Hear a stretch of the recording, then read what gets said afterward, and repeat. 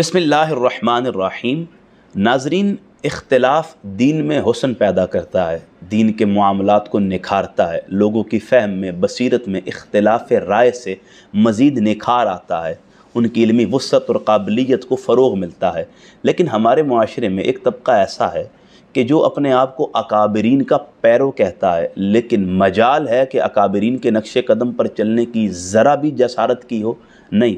कसम खाकर बैठे हैं कि कोई अपना मौक़िफ़ पेश करेगा तो हम उसके ख़िलाफ़ फतवा बाजी, बुग़्ज़ व हसद, ज़ाती मुनाफ़रत पर मबनी मनफी प्रोपेगेंडा को फ़रोग़ देते हैं।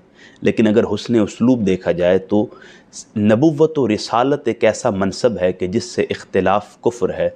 उसके अलावा कायनात इंसानी में हर हस्ती से इख्तिलाफ़ किया जा सकता है, और इसकी बहुत प्यारी मिसाल हमें मिलती है।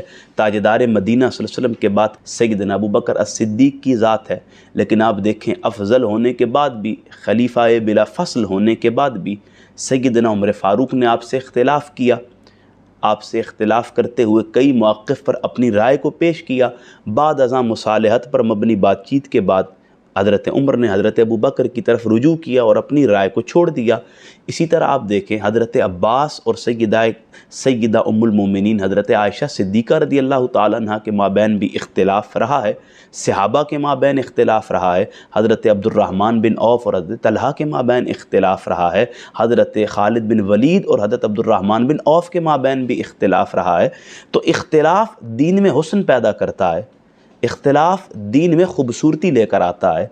अगर आप आगे चलें तो आप जिनके पैरों हैं और हर वक्त उनका नाम लेते हैं, सैयदना इमाम आज़म इमाम अबू हनीफ़ा रहमतुल्लाह ताला अलैह, उनकी शख्सियत में देखें दौरान मजलिस उनके कई तलामिज़ा ने उनसे इख्तिलाफ़ किया है। इमाम बुखारी रहमतुल्लाह ताला अलैह से आपके उस्ताद शेख इमाम ज़ुहली ने इख्तिलाफ़ किया है मसला खल्क़े कुरान के हवाले से, और जो कमेंट पास किए हैं वो तो आप बयान भी नहीं कर सकते। तो मैं समझता हूँ कि अगर सहाबा में इख्तिलाफ़ हो सकता है, अकाबिरीन उम्मत में इख्तिलाफ़ हो सकता है, औलिया कामिलीन के आपसी इरादतमंदों के माबैन इख्तिलाफ़ हो सकता है, तो फिर आप और मैं अगर अपना कोई कौल पेश करते हैं तो उस पर मुखालफत क्यों है, बुग़्ज़ व हसद क्यों है, नफ़रत का इज़हार क्यों है, अदावत पर मबनी मनफी प्रोपेगेंडे का फ़रोग़ क्यों है?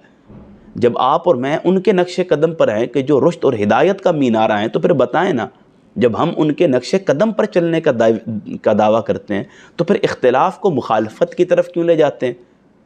ऐसा नहीं करना चाहिए। जो दीन में उसूल है उस रहनुमा उसूल को इख्तियार करना चाहिए। बुग़्ज़ व हसद से दूर रहना चाहिए, मुनाफ़रत से दूर रहना चाहिए। ये ज़र्फ़ पैदा करना चाहिए कि दूसरे की बात को सुनकर बर्दाश्त किया जाए, उसकी बात पर अपनी राय का इज़हार किया जाए। नाज़रीन, इसलिए मेरी मुख्तसर सी गुजारिश है कि आप जब भी मेरा कोई मौक़िफ़ सुनें या मैं आपका मौक़िफ़ सुनूं, तो हुस्न यही है कि उस मौक़िफ़ पर अगर मुझे एतराज़ है तो मैं हुस्न उसलूब के ज़रिए अपनी राय बतौर अर्ज़ पेश कर दूं, झगड़ा नहीं करूं। झगड़े का कोई फ़ायदा न इधर है न उधर है।